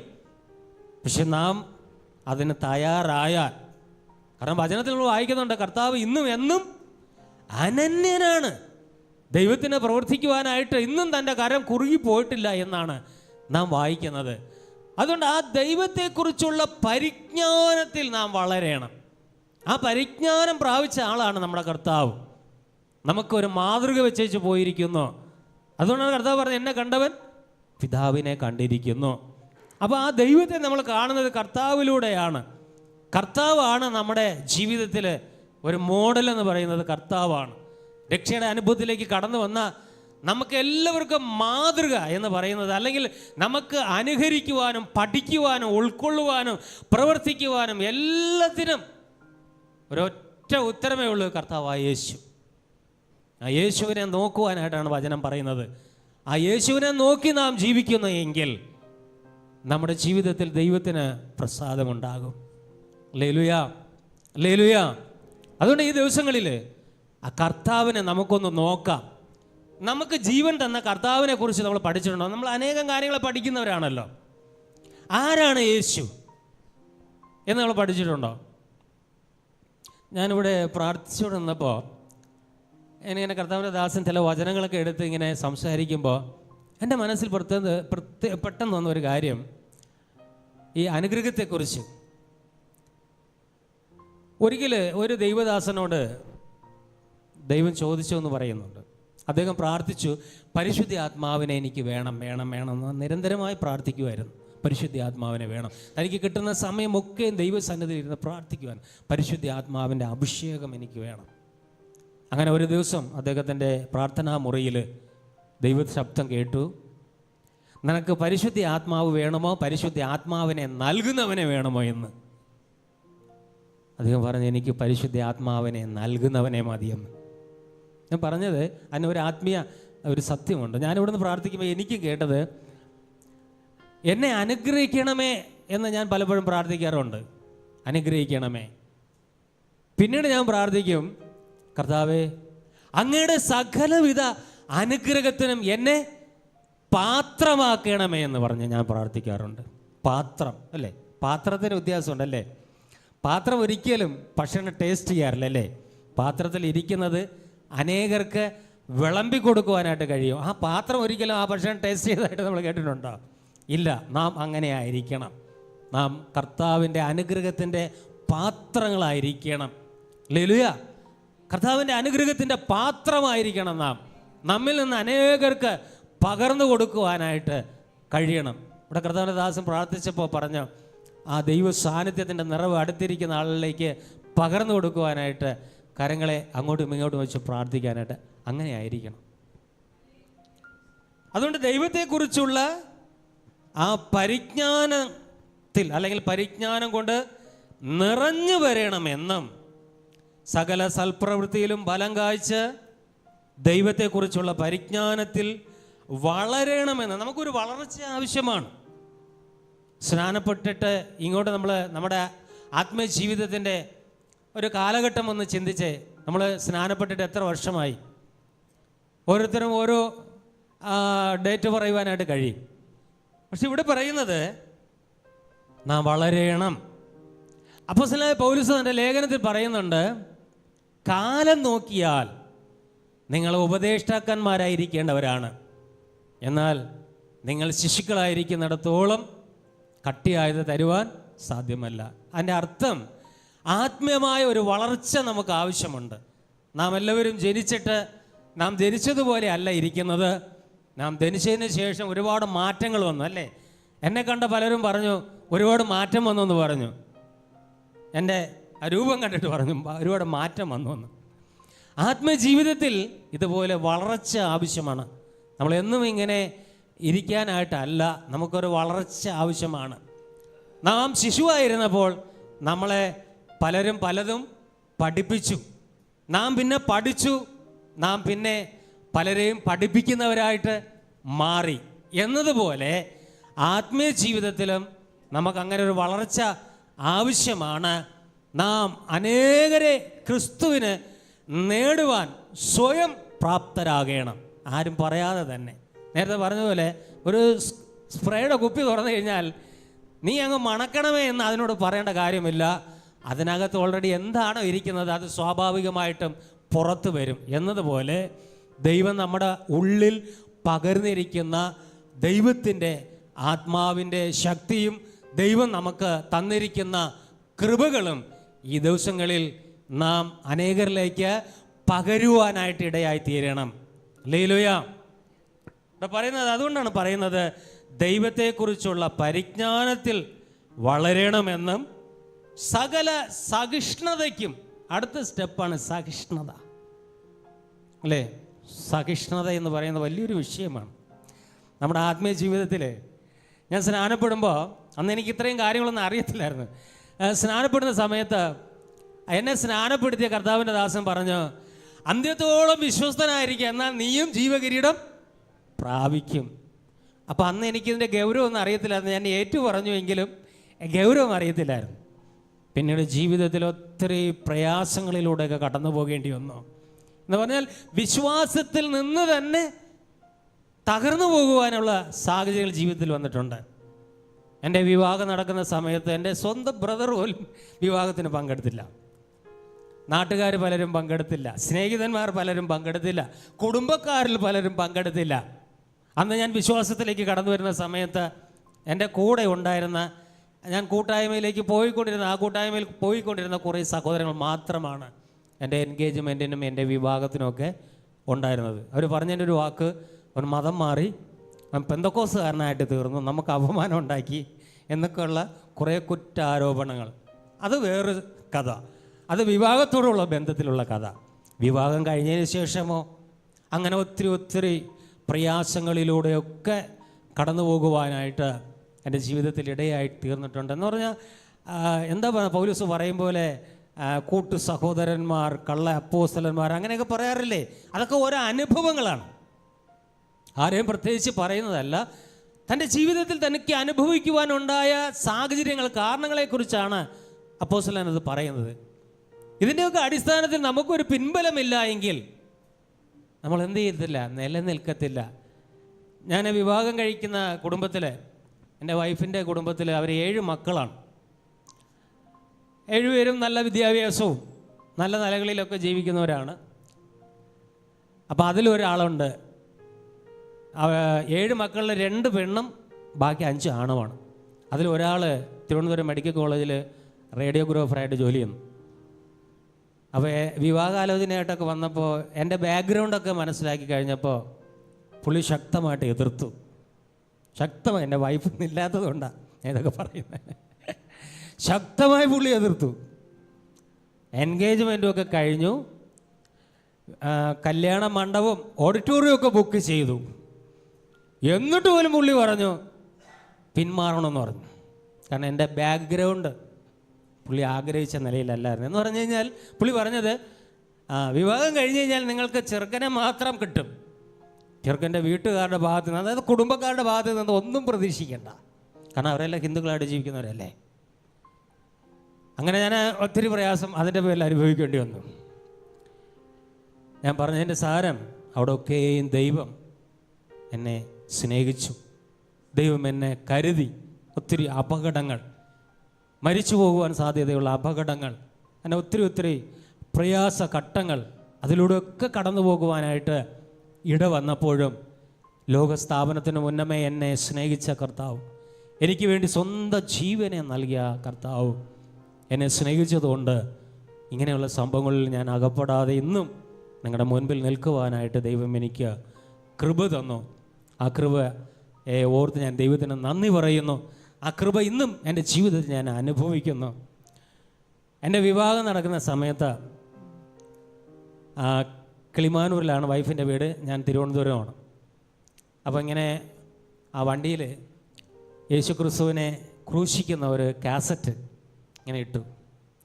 ഞാൻ പറയട്ടെ, ഞാനത് കണ്ടിട്ട് അവിടെ മുതൽ കല്യാണ മണ്ഡപം വരെ ഞാൻ കരഞ്ഞു.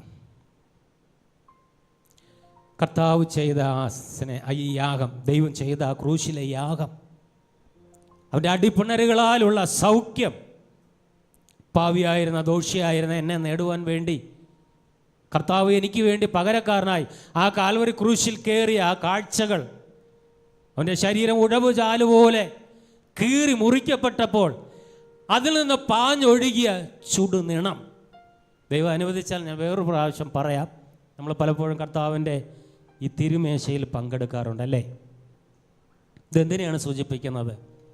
കാൽവരി ക്രൂശിലെ ആ സ്നേഹത്തെ, യാഗത്തെ ഓർമ്മിപ്പിക്കുന്നതാണ് ഈ മേശമേലിരിക്കുന്ന അപ്പവീഞ്ഞുകൾ നമ്മളെ ഓർമ്മിപ്പിക്കും. കർത്താവ് പറയുന്നു, ഞാൻ വരുവോളം, അല്ലേ, ഞാൻ വരുവോളം എൻ്റെ ഓർമ്മ എന്ന് പറഞ്ഞാൽ എന്താണ്? നമുക്ക് തന്നിട്ട് പോയ ആ ഓർമ്മ.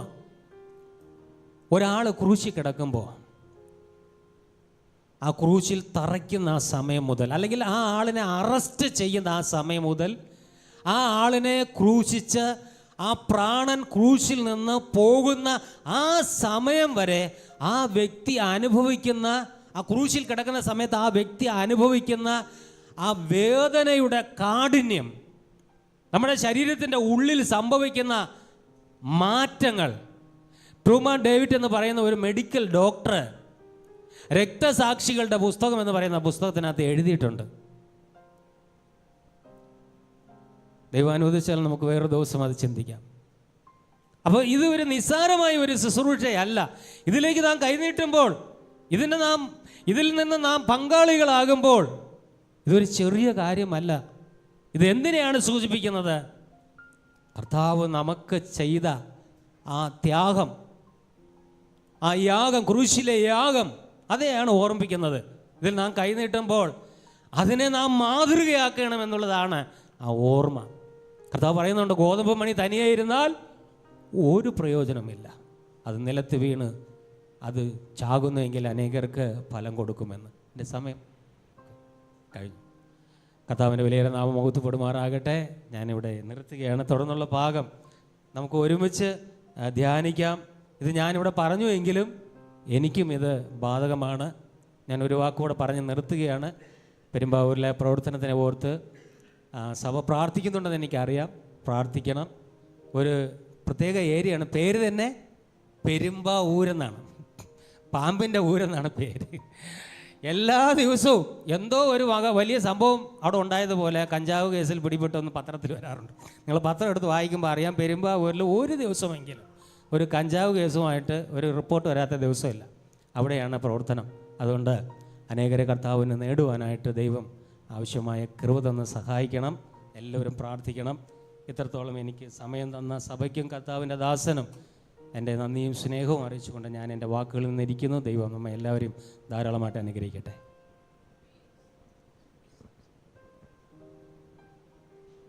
Praise the Lord. ഹല്ലേലൂയ. കേട്ട വചനങ്ങളെ ഓർത്ത് നമുക്ക് ദൈവത്തിന് സ്തോത്രം ചെയ്ത് കരമടിച്ച വചനം നമുക്ക് സ്വീകരിക്കാം. ഹല്ലേലൂയ. കർത്താവിൻ്റെ ദാസന് ദൈവം കൊടുത്ത ആ ഒരു സ്വർഗീയ ദർശനത്തിനനുസരിച്ച് ജീവിക്കാനും പ്രവർത്തിക്കാനും ദൈവവേലയ്ക്കായിട്ട് സമർപ്പിക്കാനും ഒക്കെയുള്ള ആ ഒരു മനസ്സ്, അത് നമുക്കെല്ലാവർക്കും മാതൃകയാക്കാവുന്നൊരു കാര്യമാണ്. ഈസി ആയിരുന്നില്ല തൻ്റെ ജീവിതം എന്ന ഒരു സാക്ഷ്യമാണ് പറഞ്ഞത്. പക്ഷെ അതിൻ്റെ നടുവിലും തനിക്ക് ലഭിച്ച പ്രാപ്തിക്കനുസരിച്ച് കർത്താവിൻ്റെ വേല ചെയ്യാനുള്ള ആഗ്രഹത്തോടെ താൻ ജീവിതത്തിൽ മുന്നോട്ട് പോകുന്ന വഴിയിൽ ആണ് നമ്മളും അദ്ദേഹത്തെ കണ്ടുമുട്ടിയത്. അപ്പോൾ അദ്ദേഹത്തിന് ദൈവം കൊടുത്ത ആ ദർശനത്തിൽ ഒരു പ്രോത്സാഹനമായിട്ടും ഒരു പ്രചോദനമായിട്ടും ഒരു പിന്താങ്ങലായിട്ടുമാണ് നമ്മൾ നിൽക്കേണ്ടത്. ഞാൻ അദ്ദേഹം തൻ്റെ സാക്ഷ്യം പറഞ്ഞപ്പോൾ ഓർത്തത്, ജോർജ് വെർവർ OM-ന്റെ സ്ഥാപകനായ അദ്ദേഹം ഒരിക്കൽ നേരിട്ട് അദ്ദേഹത്തോടൊപ്പം ഉള്ള ഒരു മീറ്റിങ്ങിൽ പറഞ്ഞൊരു കാര്യം, ലോകത്തെവിടെയെങ്കിലും പരമാർത്ഥതയോടെ കർത്താവിനെ സേവിക്കുന്ന ഒരാളെ നിങ്ങൾക്ക് കാണാൻ കഴിയുമെങ്കിൽ, ഒരു വാക്കുകൊണ്ടെങ്കിലും നിങ്ങൾക്ക് അവരെ പ്രോത്സാഹിപ്പിക്കാനോ ബലപ്പെടുത്താനോ കഴിയുമെങ്കിൽ നിങ്ങൾ ആ അവസരം പാഴാക്കരുത്. പിന്നെ അതാ നമ്മൾ ചെയ്യേണ്ടത്. കർത്താവിൻ്റെ വേല ചെയ്യുന്ന, ആത്മാർത്ഥതയോടെ ചെയ്യാൻ ആഗ്രഹിക്കുന്നവരെ ഒരു വാക്കുകൊണ്ട് ബലപ്പെടുത്താൻ, ഒരു ചിരി കൊണ്ട് ബലപ്പെടുത്താൻ, ഏതെങ്കിലുമൊക്കെ വിധത്തിൽ പിന്താങ്ങാനും നമുക്ക് കഴിഞ്ഞാൽ അത് ശ്രേഷ്ഠമായ ഒരു കാര്യമാണെന്ന് ആ ദൈവദാസൻ പറഞ്ഞത് ഞാൻ ഒരിക്കലും മറന്നിട്ടില്ല. നമ്മളെല്ലാം ചെയ്യേണ്ടതാണ്. നമ്മളാരും തന്നെ പാസ്റ്റർ അരുൺ വീണ്ടും വീണ്ടും എനിക്ക് നല്ല ഉറപ്പുണ്ട്, ഹൈലാൻഡ് ഇമ്മാനുവൽ ഫെലോഷിപ്പ് എന്ന ഒരു ഓർഗനൈസേഷൻ അല്ല നമ്മുടെ ലക്ഷ്യം. അതല്ല നമ്മുടെ ലക്ഷ്യം. ഈ പട്ടണത്തിൽ പരമാർത്ഥതയോടെ വേല ചെയ്യുന്ന എല്ലാ പ്രവർത്തനങ്ങളെയും നമ്മൾ അനുഗ്രഹിക്കുന്നു. അതാണ് നമ്മുടെ മനോഭാവം. അങ്ങനെ ചെയ്യുന്ന ആരെയും നമ്മൾ അനുഗ്രഹിക്കും. ഹല്ലേലൂയ.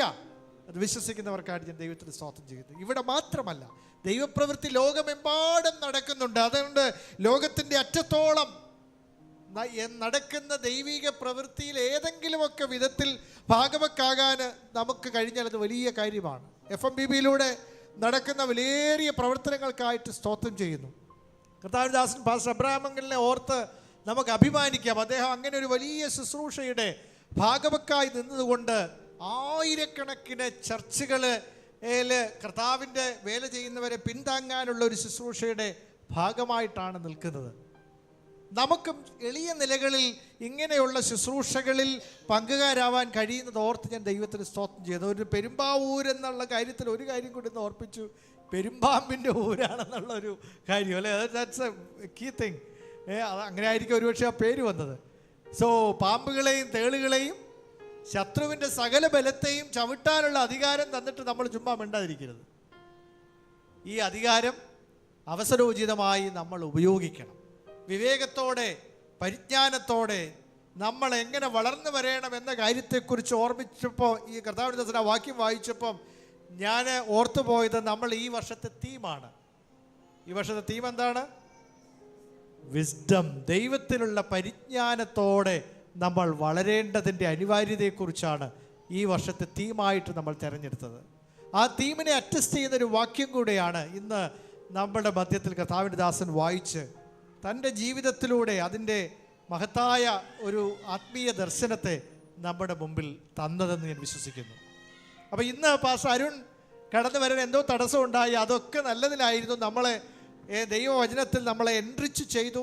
നമ്മൾ പാട്ടുകളിലൂടെ, ഇവിടെ നടന്ന ഓരോ ശുശ്രൂഷകളിലൂടെ, വചനധ്യാനത്തിലൂടെ നമുക്കിന്ന് ആവശ്യമുള്ള ആത്മീയ പോഷണം കർത്താവ് തന്നു എന്ന് ഞാൻ വിശ്വസിക്കുന്നു. ഹല്ലേലൂയ. അത് നമുക്ക് ഹൃദയംഗമായിട്ട് ഏറ്റെടുക്കാം. ദൈവസന്നിധിയിൽ നമ്മളെ തന്നെ താഴ്ത്താം. ഒരു നിമിഷം എല്ലാവരും കണ്ണുകൾ അടച്ച് ഒരു നിമിഷം ഒന്ന് പ്രാർത്ഥിക്കാമോ? എന്നോട് ഇന്നത്തെ ശുശ്രൂഷകളിലൂടെ ഇവിടെ വന്നിരുന്ന സമയം മുതൽ ഇപ്പോൾ വരെ എന്നോട് സംസാരിച്ചത് എന്താണ് എന്നത് ഇതിനെക്കുറിച്ചൊരു വ്യക്തത എനിക്ക് തരണമേ എന്ന് നമുക്ക് പ്രാർത്ഥിക്കാം.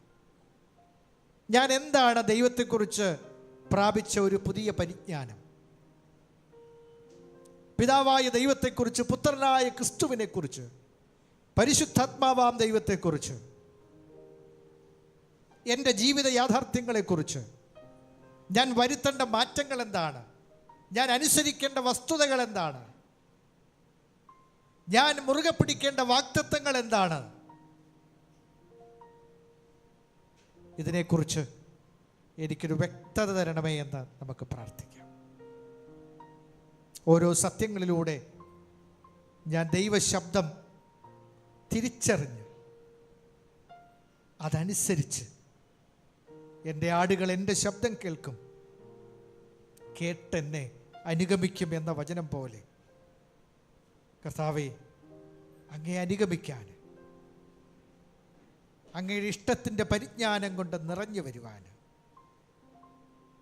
സ്വയം തൃപ്തരായി എങ്ങനെയെങ്കിലും സ്വർഗത്തിൽ കടക്കണം എന്നുള്ള മനോഭാവത്തോടെ അല്ല, ദൈവ ഇഷ്ടം ചെയ്ത് ഞങ്ങളുടെ സ്വാധീന വലയങ്ങളിൽ ഞാൻ ചെയ്യേണ്ട വസ്തുതകൾ എന്താണെന്നുള്ള ബോധമുള്ളവരായി ജീവിക്കാൻ ഞങ്ങളെ ഓരോരുത്തരെയും സഹായിക്കണമേ. അവിടുത്തെ കൃപ ധാരാളമായി ഞങ്ങളുടെ മേൽ പകരണമേ കർത്താവേ. പരിശുദ്ധാത്മാവ് ഞങ്ങളോട് തുടർന്ന് സംസാരിച്ചു കൊണ്ടിരിക്കണമേ. ഞങ്ങളുടെ ജീവിത പോരാട്ടങ്ങളുടെ മേൽ ഒരു വിജയം ഞങ്ങൾക്ക് തരണമേ. നാളുകളായി ഉത്തരം കിട്ടാത്ത ചോദ്യങ്ങളുടെ മേൽ ഞങ്ങൾക്കൊരു വിജയം തരണമേ. ഞങ്ങൾക്കൊരു ഉത്തരം തരണമേ കർത്താവ്. പ്രതിബന്ധങ്ങളെ അതിജീവിച്ച് മുന്നേറുന്ന ഒരു കൃപ ഞങ്ങൾക്ക് തരണമേ. രോഗബന്ധനങ്ങളെ അഴിച്ചു കളയണമേ കർത്താവ്. മനസ്സിന്റെ മേൽ വീണിരിക്കുന്ന മൂടുപടങ്ങളെ നീക്കിക്കളയണമേ കർത്താവ്. സമാധാനവും സന്തോഷവും സ്നേഹവും ഞങ്ങളിൽ നിന്ന് ഒഴുകുവാൻ സഹായിക്കണമേ. എന്നിൽ വിശ്വസിക്കുന്നവന്റെ ഉള്ളിൽ നിന്ന് തിരുവെഴുത്ത് പറയുന്നത് പോലെ ജീവജലത്തിന്റെ നദികൾ ഒഴുകുമെന്ന ആ അനുഭവത്തിൽ മുട്ടോളമല്ല, അരയോളം പോരാ. ദൈവ ആ ജീവജലത്തിൽ മുങ്ങി പൊങ്ങുന്ന നീന്തുന്ന അനുഭവത്തിലേക്ക്, ആ ഒരു നിറവിലേക്ക് പരിശുദ്ധാത്മാവിൽ എന്നെ നടത്തണമേ കർത്താവേ. ഹല്ലേലൂയ. ഞങ്ങളെ ഒരുമിച്ച് സഹായിക്കുന്നതിനായിട്ട്, ഞങ്ങൾക്ക് തന്ന ഉൾക്കാഴ്ചയ്ക്കായിട്ട് ഞങ്ങൾ ദൈവത്തിന് സ്തോത്രം ചെയ്യുന്നു. ഞങ്ങളുടെ കണ്ണുകളെ ഒന്നുകൂടെ തുറന്നതിന് നന്ദി കർത്താവ്. യേശുക്രിസ്തുവിന്റെ നിസ്തുല്യ നാമത്തിൽ താഴ്മയോടെ അപേക്ഷിക്കുന്നത് ദയതോന്നി കേൾക്കണമേ. ആമേൻ.